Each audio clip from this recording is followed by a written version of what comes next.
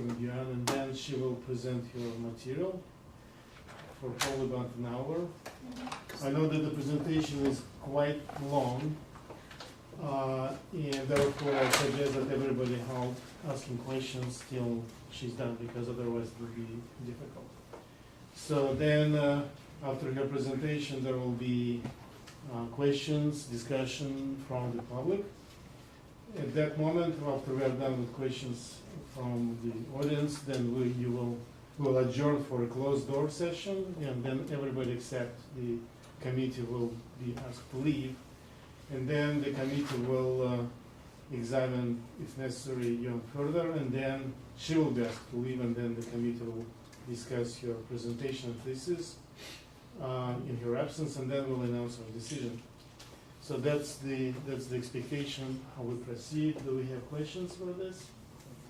If not, then, so just a few words about Yuan. So she came to the University of Washington first time as an undergrad student for a year. I think it was 2006, and then she went back to Sichuan University in Chengdu, and then she came to the United States to Ohio State University to do her master's degree. Ohio State. Yeah. Okay, well, sorry, and my first language is Latin. There is no articles. So then she did her master's degree with Linda Wheelers in that university, and she came here in 2010. So that's been 4 years since she started her studies. And then, so she's been doing research on metal release and complexation, and that's what she will talk today. So I'm done with my introduction. So Yuan, please go ahead. Yeah, thanks for that. And welcome again. I'm so thrilled to see such a supportive atmosphere.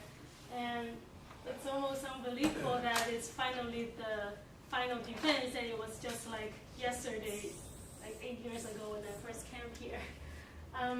So at that time, I was doing the Swanee River fulvic acid with the chlorine about the kinetics reaction. But right now, I'm still looking at the DOM reactions, but this time it's more related to the metal interactions. So at first, I want to give a brief description of the motivation of my research as well as the scope of work. So when I first came here, the project, ongoing project was the lead and copper corrosion in drinking water treatment, drinking water distribution system. And we are especially interested in the DOM role. Oh, and I am particularly look at the copper corrosion, basically because the lead corrosion has already been accomplished by other students. And the DOM is particularly interesting to me, partly because this is my personal interest, and also the important role of the DOM. The role including its effects on the colloidal dispersion of copper release, and also the complexation between the DOM and metals. After finishing this work, we are particularly interested in the DOM interacting with the metal cation. So we hope to characterize the DOM with heavy metals, for example, copper in nature system. And but in nature system, there are other factors will impact the DOM and copper interactions. For instance, the ionic strength, and also the presence of major cations such as such as calcium and magnesium. Although those cations, the ability to bind with the DOM is much weaker than other heavy metals such as copper and lead, but the concentration of the major divalent cations, they are much higher than those trace level metals. So there is competition of the binding between those two kinds of metals. And our group has developed the In-Situ differential spectroscopy approach coupled with Nicodona model to characterize the DOM interaction with protons and with some of the metals. We want to use this approach to characterize how the DOM interact with the variation of ionic strengths, as well as the major cations and also the competitive binding. So the first part is more application or environmental aspect or engineering aspects, and our second part is more theoretical or fundamental aspects. So the outcomes, we have one paper published on water research and two submitted to ESNT. One is still under revision, and one recently submitted to Nature Geoscience. Why we are interested in dissolved organic matter? First of all, it's ubiquitously present in almost all water bodies, and also it's important in controlling water quality in many biogeochemical processes and engineering systems.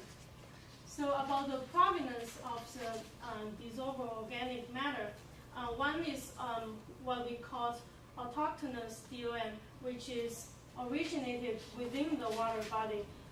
Primarily, it's derived from the algae or the microbes within the water body, as well as the excretion from those biological materials.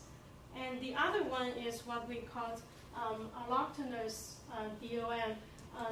That is more of a terrestrial input. For example, it comes from the degradation of the terrestrial vegetation, and then the materials are carried to the water body by a variety of physical and geochemical processes, such as infiltration or percolation, etc. I will give two examples of the allochthonous and the autochthonous DOM. One is the Pony Lake in Antarctica, because it's so isolated from the mainland. So almost all the DOM within this lake is generated by the algae. And the second one is Swanee River. This is more resembled to most of the water body here. And two of them are used. These two DOM are used as a standard DOM, and also are used in our research.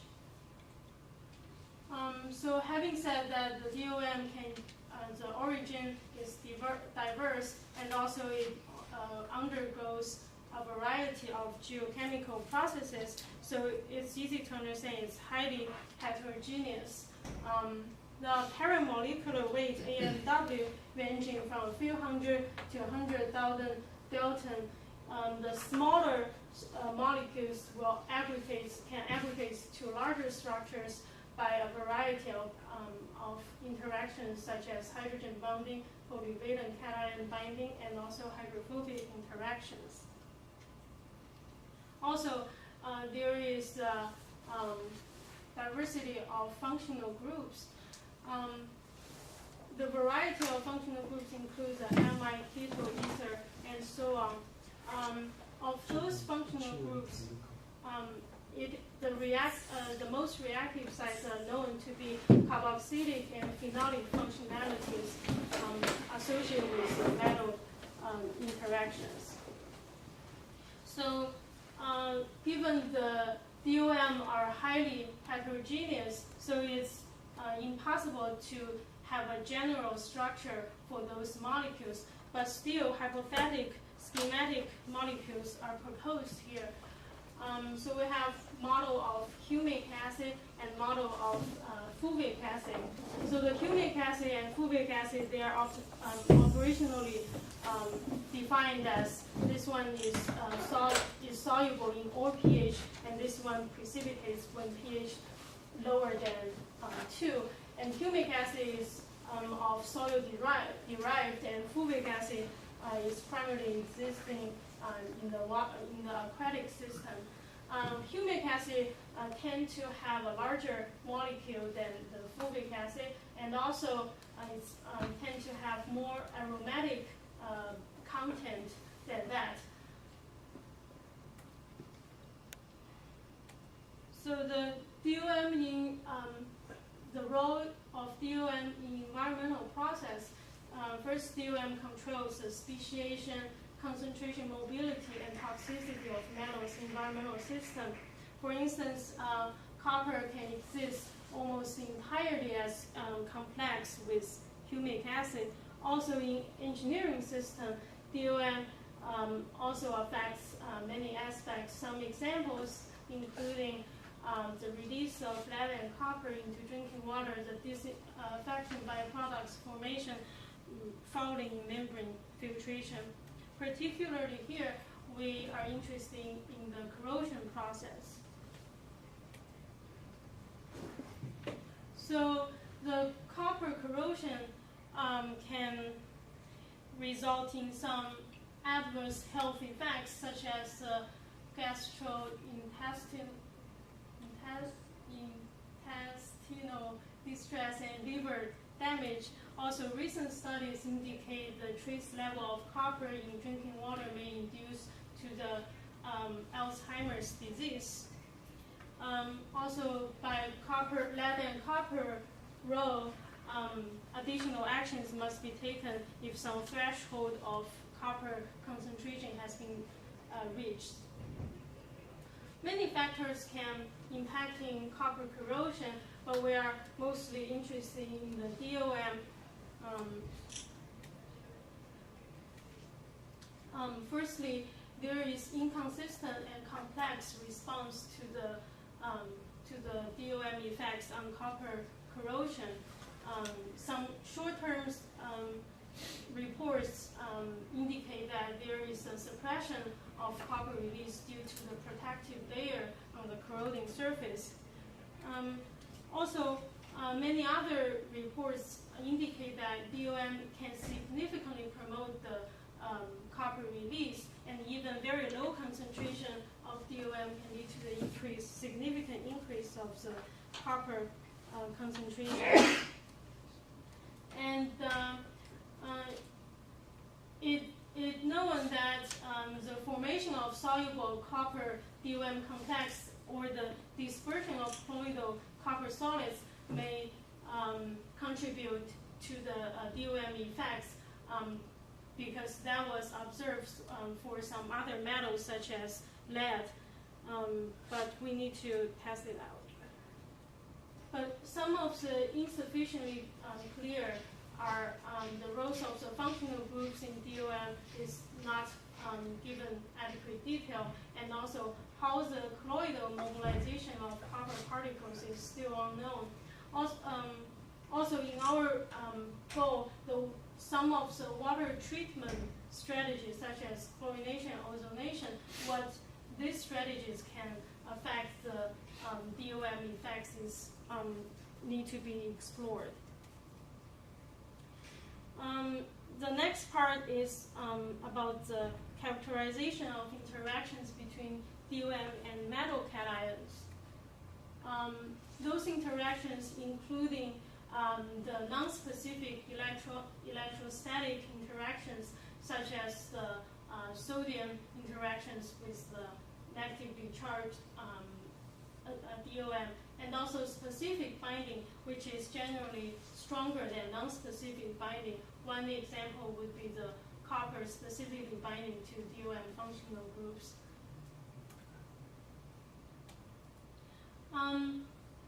In order to characterize the interactions, there is a variety of model approach. For instance, model 5 by T-Ping, Nicodona model, and so on. So each of them have its assumption of isotherm and also distribution of the binding site. We chose the Nicodona model because it's well tested out, and it has been successfully applied to binding of a variety of metals. So I will give more details of this model later, but just a brief introduction is this model includes two subsets of the models. One is non-ideal comparative absorption model, and another is histona interactions. Each of them describes the iron binding or the non-specific binding, respectively. So it assumed there are two operationally defined binding sites, which is carboxylic or phenolic groups, and each of them will absorb or bind to the ions. We will get back to that later.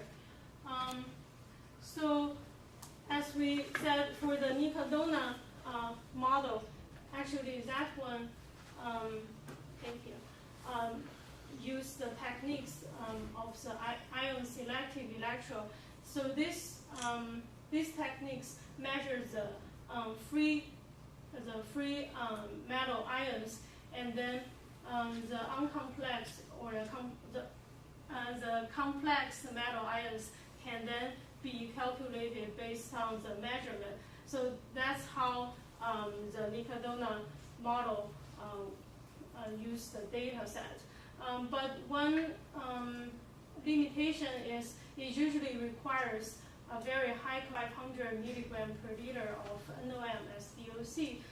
This is not quite typical or representative of especially the aquatic system, where the DOM in like lakes or river is usually about 5 milligram per liter as DOC. Other techniques has also been developed to characterize interactions. These are great techniques and can give many details information, but all of them have some drawbacks. For instance, they are usually expensive and requires the expertise, and almost all of them require some pre-concentration or pre-treatment of the samples. So the concentration of DOM or the metals, they are usually orders of magnitude higher than the environmentally observed concentration. And also, when you pre-treat these samples, the characteristics of DOM and its complex may already be altered. So we have developed or more utilized the chromophores within the DOM. So what is chromophores? Chromophores, they are mainly composed of carboxylic and phenolic groups, which tend to absorb the UV light and visible light and emit the light upon irradiation. The fluorescence part is beyond the scope of our study, so we only look at the UV absorbance, and it's very sensitive in probing the changes of the chromophores. So most of us have used the UV before, and so this is the UV spectra, the original spectra, as we increase the pH from lower to higher. So we can see there is a shift of the UV spectra, but this shift tends to be broad and featureless. We cannot have much information derived from this kind of spectra. But we do see there is a change there. However, and indeed, people have used some parameters that derived from the UV spectra. For instance, but most basically they use the absorbance at particular wavelengths, such as SUVA 254, which used to indicate the aromaticity, and or the A280, which indicates the correlation between this absorbance and the average molecular weight. We use what we call differential absorbance spectra. Is this equation. Basically, you use the absorbance at a certain, like the deprotonated condition or elevated metal concentration, and then minus the absorbance as a reference point for instance, in our deprotonation process, you use the absorbance at higher pH, like pH 9 minus the reference point pH 3.3, and then normalized by the cuvette length as well as the DOC concentration. And what you get is you can have a differential absorbance spectroscopy, I will say DAS afterwards. And then you have the characteristic peaks.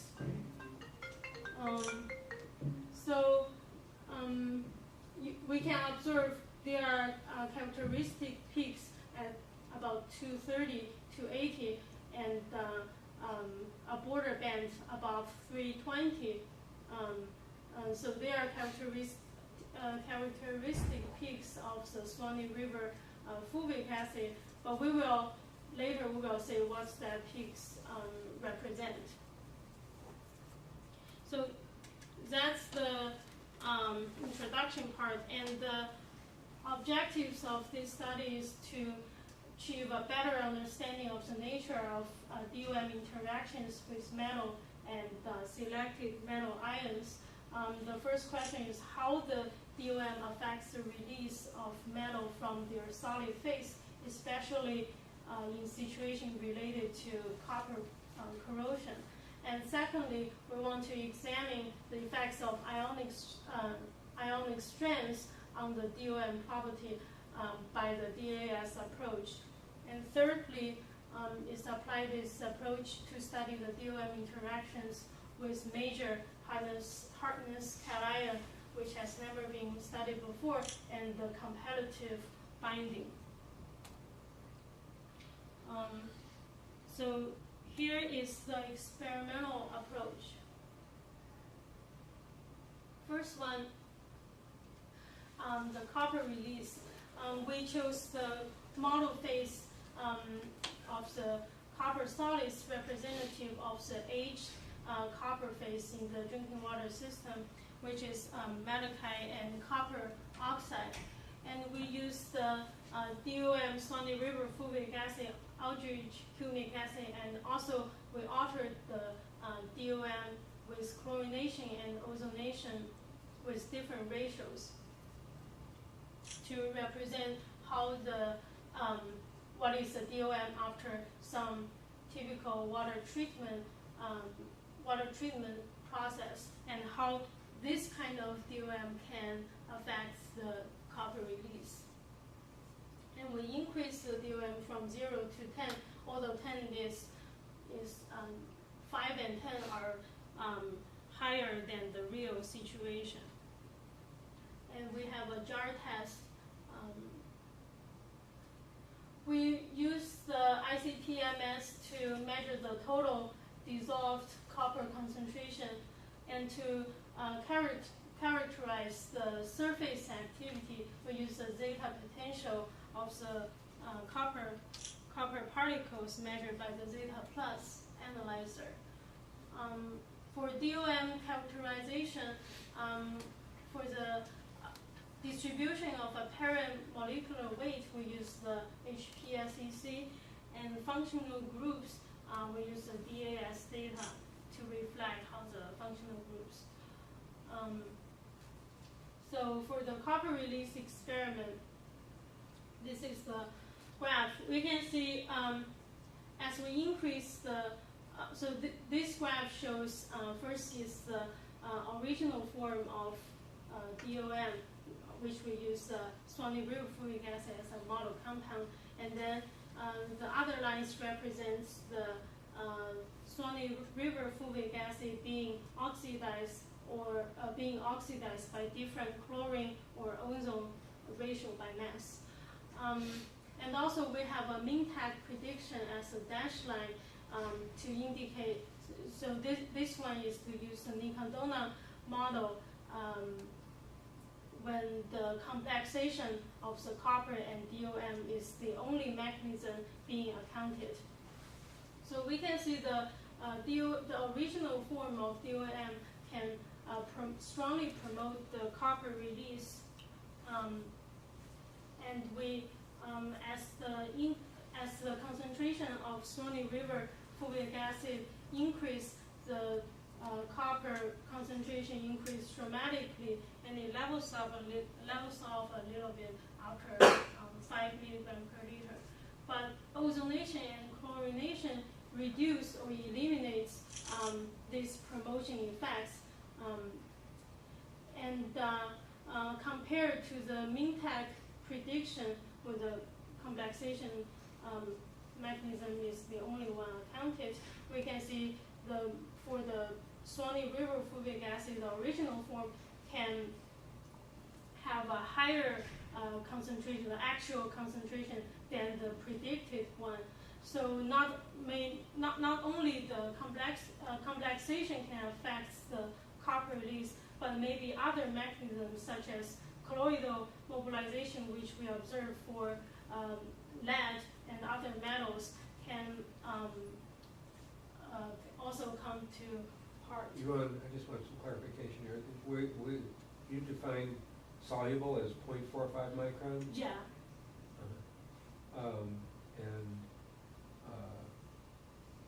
The Nicodonin model has Swanee River fulvic acid embedded as a component in visual MinTech, right? Mm-hmm. Yeah. Yeah. And do you know where the data for the Nicodonin model in visual MinTech, whether that was based on exposure to malachite or some other? Yeah, we chose the solids to be malachite. No, I'm saying the data in the visual MinTech. Yeah, I mean in visual MinTech is based on the malachite solids. It is. Yeah. Yeah. Yeah. Actually, we also predict the copper oxide, but I just didn't show it here. We do see various effects of the water treatment strategy or the oxidation effects on the DOM, and in order to have a better comparison of the treated DOM effects, we have this graph. So we treated the DOC using different chlorine to DOC ratio from slightly chlorinated 0.1 mass ratio to 4, which is, although it exists the realistic situation, but we just want to see the effects. And this is the relative copper change. That is, we have the copper released at the increased concentration of DOM, and then we have that concentration divided by the reference point, which is organic free, which is the DOM equals to 0 concentration. So for the slightly modified DOM, we have a very prominent increase as we increase the concentration of DOM. But as the DOM is severely chlorinated, actually you increase the DOM concentration doesn't result in a very high increase of the copper concentration. Yeah, so I have covered that. So that is to say the chlorination and ozonation suppress the DOM effects. So what happened to the altered DOM? So what happened when the DOM is chlorinated or ozonated? We want to see how the functional groups react after when it is being chlorinated or ozonated. So before we use the differential absorbance spectroscopy to probe the functional groups. From previous research, we know that there is a consistent changes of the DOM absorbance within the interaction of protons.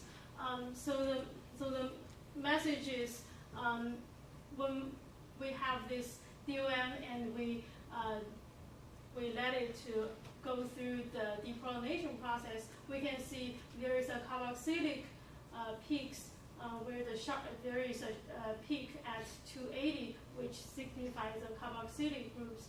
And also we have 244 and the border band above 330. This peak signifies the phenolic range. So these are the work has done before. And now we look at our chlorinated or ozonated Swanee River fulvic acid. So this is the Swanee River fulvic acid in original form. We can see the peaks are all of the peaks, so phenolic and carboxylic peaks are there. As we as we treat it with the ozone, of the mass ratio of 1:1, we see the phenolic groups, the signal of phenolic groups decrease. As we increase the ozone dosage, the phenolic groups decrease further. So that is to say the ozonation eliminates some characteristics, especially for the phenolic characteristics. And we also look at the apparent molecular weight and SUVA values after the DOM has been treated with ozone or chlorine. And we observe that the SUVA 254 is decreased, and also the apparent molecular weight. And now we look at how the DOM as well as the altered DOM can affect the surface activity, because we have already observed that the original form can induce a very high copper release, but the modified one is not. We look at as we increase the Swanee River fulvic acid or the altered one, we see there is a sharp decrease. This is Swanee River fulvic acid in zeta potential, which indicates as we increase the Swanee River fulvic acid, more charges are accumulated on the copper particles. But as the ozonation or the chlorination was applied to the Swanee River fulvic acid, the particles are less negative charge accumulated on the particles.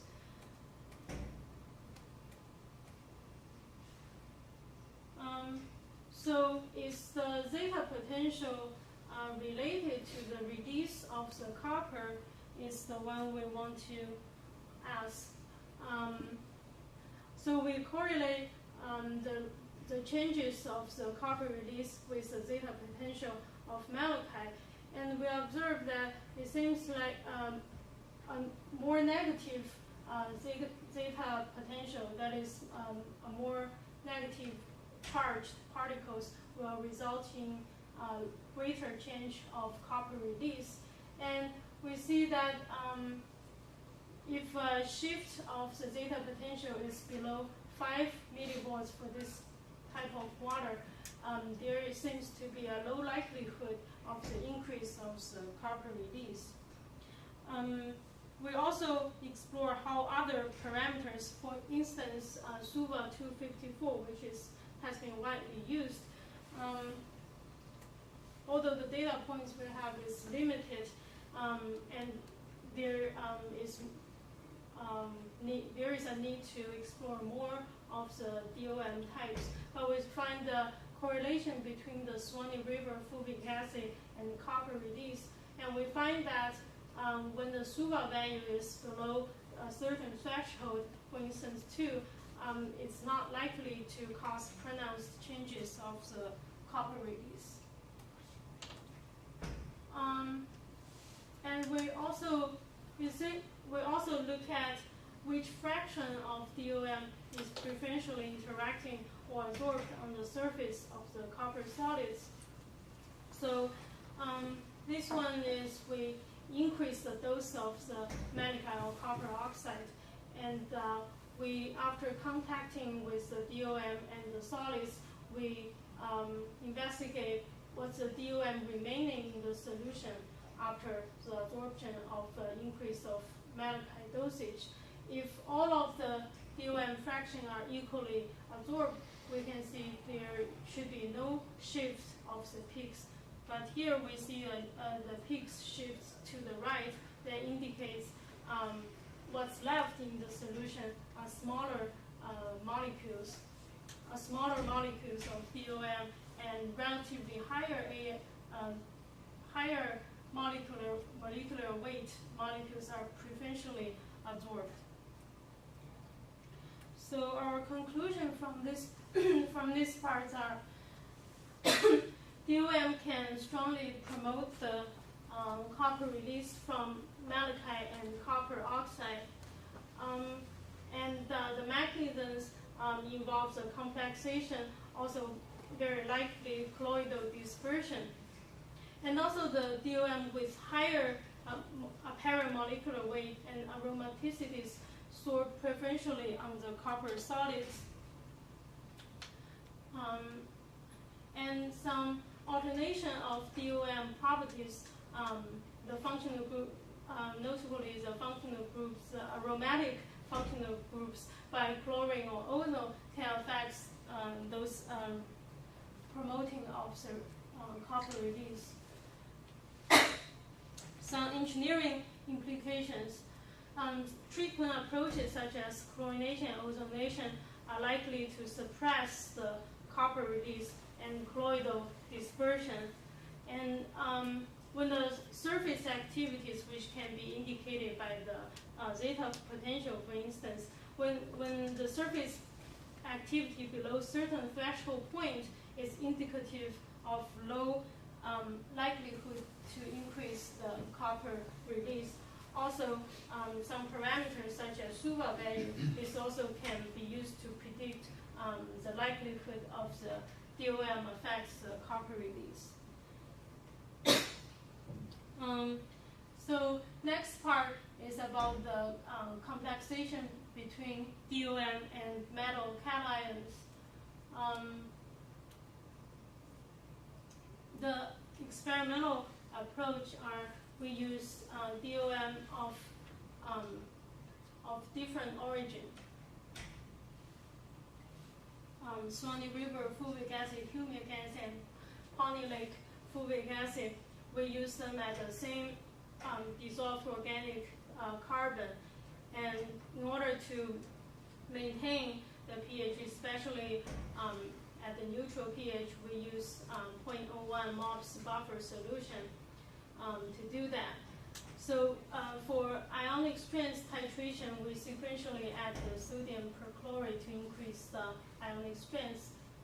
And for copper malachite titration, we add the calcium chloride and magnesium chloride to increase the total metal concentration.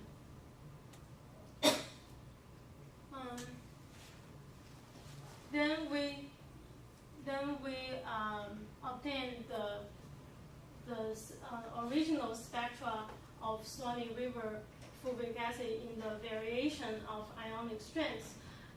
This graph shows as we increase the ionic strength, there is a shift upwards of the spectra, but the change is not significant. So we use the differential absorbance spectra, and then what we get is a profile with characteristic peaks. It seems familiar because it resembles the pH variation process, but we will investigate that later.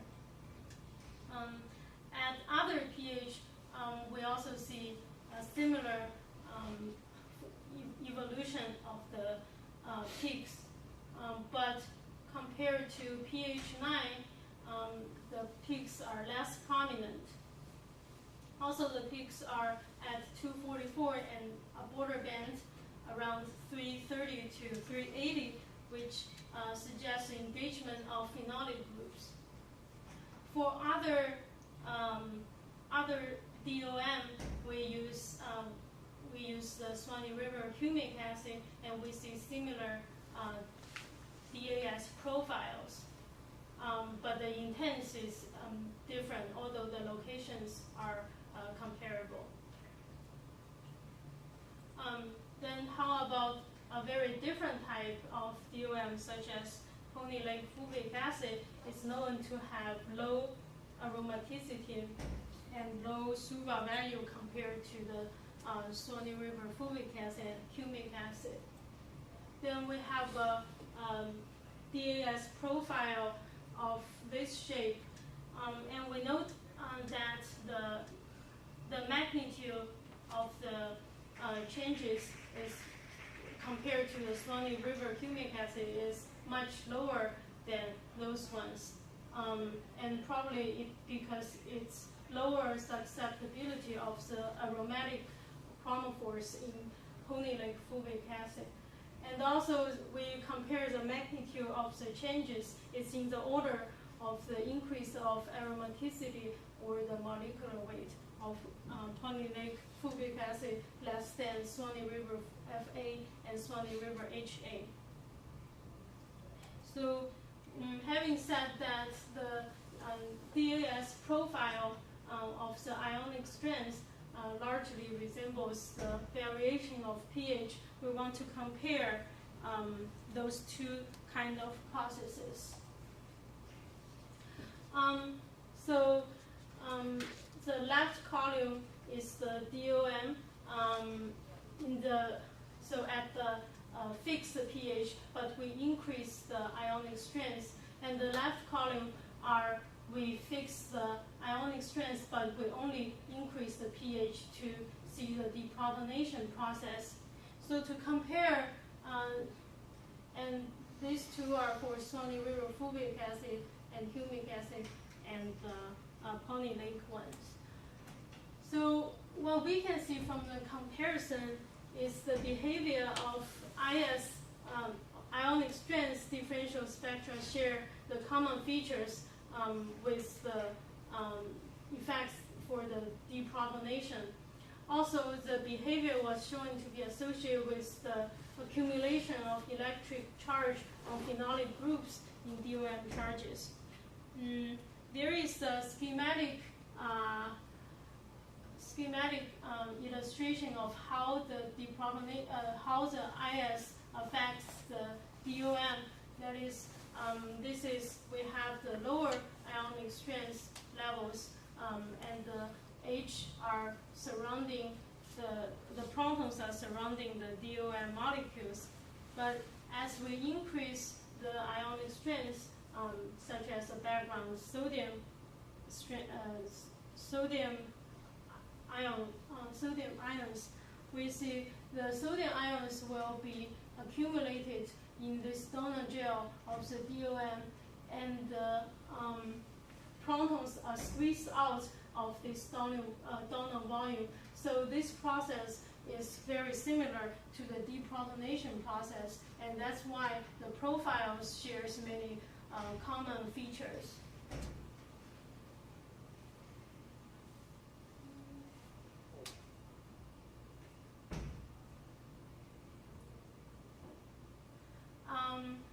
And then we do the log transform of absorbance spectra, because the log transform sometimes can magnify those changes. And we see various increase. So the absorbance increase with the ionic strength for practically all the wavelengths, especially from 350 and 400 nanometers. And those regions are especially interesting because, from previous research, those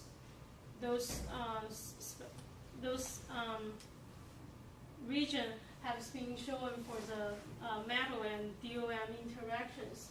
And we use the spectral slope, which is the slopes of the linear fitting of the log transformed absorbance at 350 to 400 wavelengths. From previous research, we know that this spectral slope is associated with the interchromophore interactions, and we compare the spectral slope with the logarithm of ionic strengths at Swanee River fulvic acid, we see a linear correlation applies to all of the pH we investigated. So it is associated with depronation of functional groups in chromophores, and also this process is concurrently occur with the contraction of donor volume. We also look at other kind of DOM, Swanee River humic acid and Pony Lake fulvic acid. We see the same linear correlation between the ionic strengths and spectral slope, although the Pony Lake fulvic acid has relatively minor, but they still have a consistent change. So the smaller size and aromaticity of Pony Lake fulvic acid is likely to make them harder molecule to contract or deprotonate it.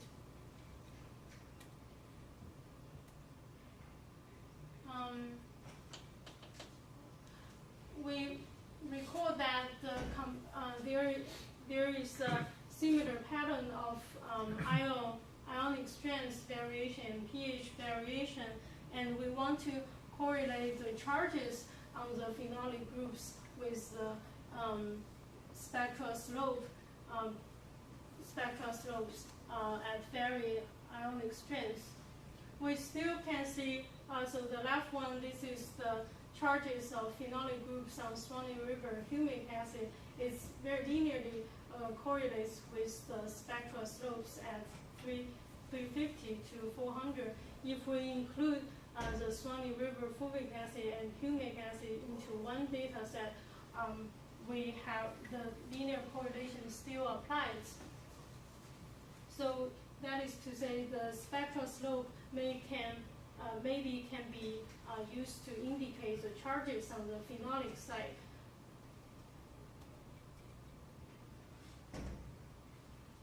The conclusion from this part is the increase of the ionic strength accompanied by consistent changes of absorbance, and the magnitude is pH dependent and also increase with the Pony Lake fulvic acid and Swanee River fulvic acid and humic acid. We have two prominent peaks at 244 and 320, which is associated with the deprotonation of phenolic groups. And now we want to look at the other backgrounds, major cations such as the divalent cations. So when we increase the divalent cation concentration, for instance, magnesium or calcium, they are similar in pattern, and we still can have the absorbance spectrum shift upwards, but to some limited degree. When we use the differential absorbance spectra, we have some characteristic band again. And we notice that the shapes and magnitude are similar within the pH from 6 to 9. And also we observe border bands above 320 to 390, which indicates the engagement of phenolic groups. For the magnesium band and the calcium band, they are similar in location, and also which indicates the engagement of phenolic groups, and also they suggest a similar interaction with chromophores of the two cations. Again, we use the differential log transform spectra, and we look at the spectral slopes from 350 to 400. We want to see what is these parameters, can it be reflected to the metals bound by the DOM. Here we use Nicodona models. This one describes have parameters. 4 of them describes the humic materials. So the parameter used are to describe the maximum binding size, also the heterogeneity of the distribution of the humic materials. Also, this model includes parameters describing the cations, that is using the binding affinity and also the non-ideality binding factors. And we use the parameters within the Nikodona model, and then in this way we can calculate it, how much calcium or magnesium are bonded to DOM, and we use the calculated bonded metals to correlate that with the differential slopes. So for magnesium and calcium, we see the linear correlation between the amount of cation bound by the DOM based on the Nikodona prediction, and also the x-axis is a differential absorbance. We see a very good linear relationship between these 2 parameters. That is to say, if we have a given differential slopes, we can predict how much metals are bound by the DOM. So that gives a possibility to predict the complex metals. Although some of the metals complexation is impractically to be measured. Then we look at the calcium and copper computation. So for calcium, the DAS profiles is shown in this figure when the this is copper. When the calcium is 0, we compare this figure with the calcium one. We do see there is a lot different. Firstly, the magnitude of the absorbance response for copper is much higher than the calcium one. Also, the location of the peaks are different. That indicates different mode of binding and also the strengths. As we increase the background calcium, we see there is similar peaks, but the intensity is suppressed to a small extent. So we can still see phenolic engagement characteristic peaks about around 330 to 400. That is indicating the deprotonation of the chromophores caused by the displacement of the bound protons by copper. Then we want to see how these parameters, which in our earlier study is indicated to be linearly correlated with copper, with calcium and magnesium, how is this relates to the Swanee River humic acid bound copper? Still, we have we have a very good linear relationship between the amount of DOM bound copper with the differential slopes. And this slope is irrespective of the background calcium. That indicate that, and the relatively small influence on the calcium concentration with the range of our studies. That's probably because calcium binds to monodentate carboxylic site, while copper tends to be bound primarily by the bidentate phenolic sites. This graph indicates that for some implication, for instance, giving a sample of water Lake Washington water or some groundwater samples, we can, by measuring the differential slopes, we can have an insight of the amount of DOM bound, what is the amount of copper bound to the DOM. But more DOM types and cations needs to be tested. And finally, we also investigate the spectral slope versus the amount of copper and calcium bound to DOM. And we use a term that is the sum of the copper and calcium bind Swanee River fulvic acid to correlate it with the changes of spectral slope. And we find that if we assign the n to 1, the data set doesn't really form. But if we assign the n equals to 0.5, we see a relationship, linear relationship. The binding of one copper is accompanied by the replacement of half of the calcium. One schematically illustrate the process.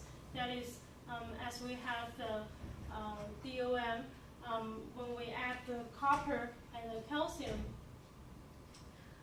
we can see the copper and calcium will bind to fulvic acid phenolic groups or the carboxylic groups, and then to push the protons away, and that is to replace of the protons. Some conclusions of this part is major hardness cations, divalent cations can be quantified use a log transform of DOM absorbance, and an unambiguous correlation exists between the amounts of calcium, magnesium, and copper bind to DOM and the changes of the spectral slope. And the binding of calcium and copper to Swanee River humic acid was accompanied by the replacements of protons. Some implication to the environmental engineering and science is that this in-situ spectroscopic method demonstrate the effects of the competitive of calcium and copper, which is very common in our environment.